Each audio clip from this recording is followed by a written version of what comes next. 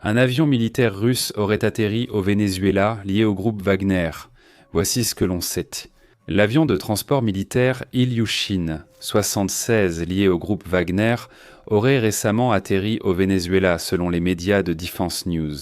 L'aéroport est exploité par Avion Citroën, une entreprise basée en Russie, et que les États-Unis, le Canada et l'Ukraine auraient déjà imposé des sanctions.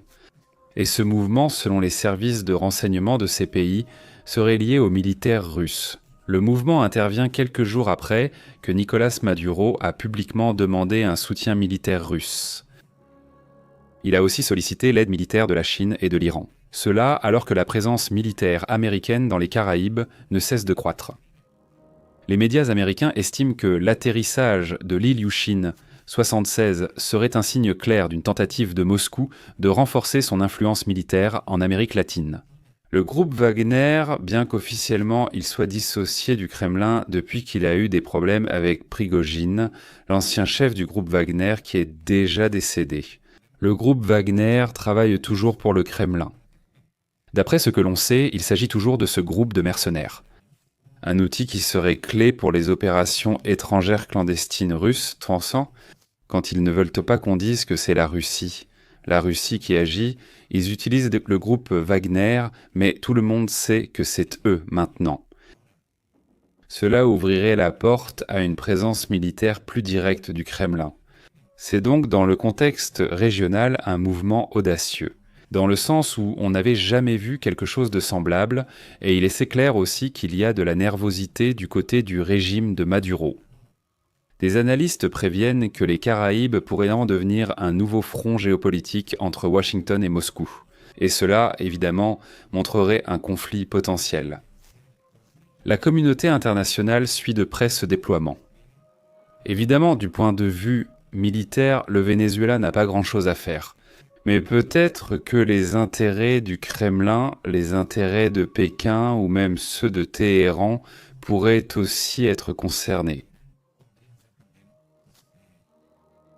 Un autre facteur qui pourrait rééquilibrer un peu la situation en faveur du régime de Maduro. La communauté internationale continue de réagir lentement sur ce sujet. Et en fait, on ne sait pas vraiment ce que transportait cet avion. On ne sait pas s'il transportait des membres du groupe Wagner, c'est-à-dire des opérateurs, s'il transportait leurs armes. Qu'est-ce qu'ils transportaient exactement ?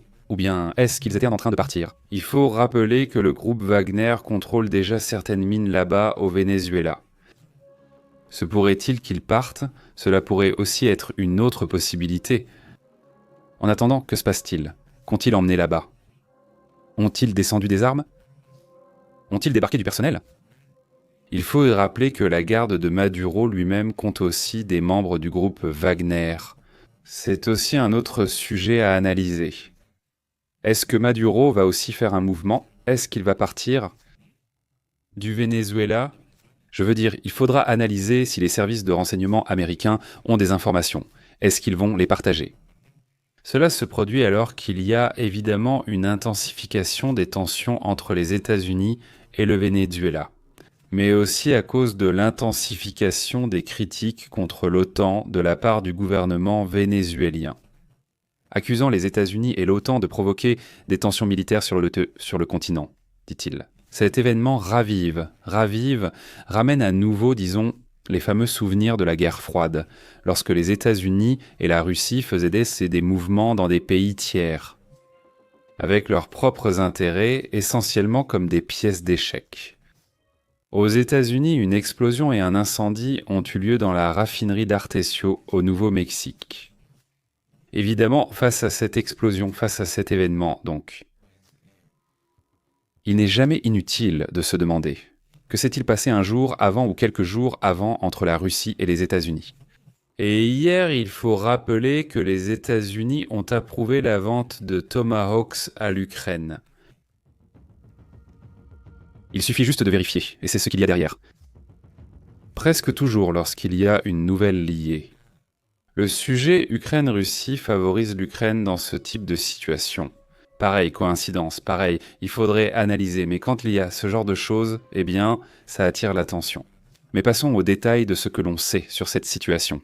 Eh bien, ce qui est rapporté. Incendie à la raffinerie H, F, Sinclair Navajo au Nouveau-Mexique. Il y aurait eu 3 blessés aujourd'hui, enfin, plutôt hier, non?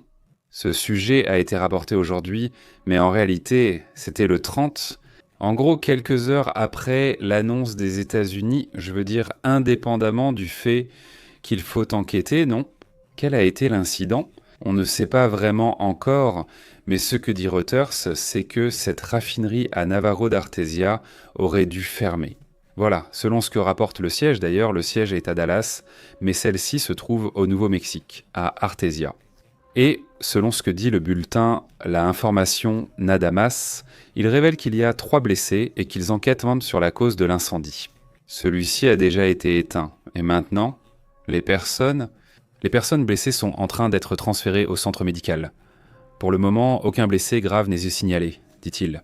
Nous surveillons actuellement l'air autour de la clôture et dans la communauté, afin qu'il n'y ait aucun risque pour la sécurité publique de la population. Cette zone traite environ 100 000 barils par jour et approvisionne les marchés du sud-ouest des États-Unis, y compris l'Arizona, évidemment, le Nouveau-Mexique et une partie de l'ouest du Texas.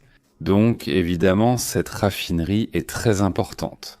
Pendant ce temps, en mer Baltique, encore une fois, un autre avion espion est intercepté par l'OTAN. Un 3e avion espion russe rien que ces 3 derniers jours. Selon le rapport officiel, l'incident s'est produit près de l'espace aérien polonais où l'avion volait. Il volait sans plan de vol ni transpondeur. L'appareil a été détecté au-dessus de la mer Baltique, une région hautement sensible dans le contexte de ces tensions entre la Russie et l'OTAN. L'appareil a été détecté et, évidemment, la Pologne a réagi en activant les 2 chasseurs M et G. Cela s'était fait pour intercepter l'avion russe lors d'une action rapide et coordonnée selon les protocoles de défense de l'alliance de l'OTAN. Les autorités polonaises ont indiqué que l'avion russe n'a pas violé l'espace aérien national, mais elles soulignent leur disposition à réagir à toute provocation, en restant pleinement préparées au combat. Sur les réseaux sociaux, le commandement opérationnel, le polonais, a souligné « Nous remercions l'armée de l'air pour son professionnalisme et sa vigilance ». Ceci dans une publication qui met en avant le niveau d'affrontement qu'ils ont en ce moment. Rosie, on va le dire, non, ce n'est pas un affrontement à proprement parler, mais ce sont bien des frictions qui se sont produites en 72 heures d'euros. En gros, il n'y a que 3 incidents dans la mer Baltique avec des avions russes. Encore une fois, une escalade dans ce sens. Cependant, l'OTAN indique que les vols, jusqu'à présent, se dirigent vers Kaliningrad. Ils sont généralement effectués avec les transpondeurs activés. Et maintenant, ils les éteignent. Pour une raison quelconque, pour déstabiliser l'OTAN, j'imagine. Certains pays membres de l'OTAN ont commencé à invoquer à nouveau l'article 4 qui permet de convoquer des consultations entre alliés en cas de menace potentielle à la sécurité. Eh bien, nous continuons à vous informer en détail sur l'évolution de cette escalade de mouvements, surtout en ce qui concerne l'aviation et aussi le domaine naval. Passons à un autre sujet important.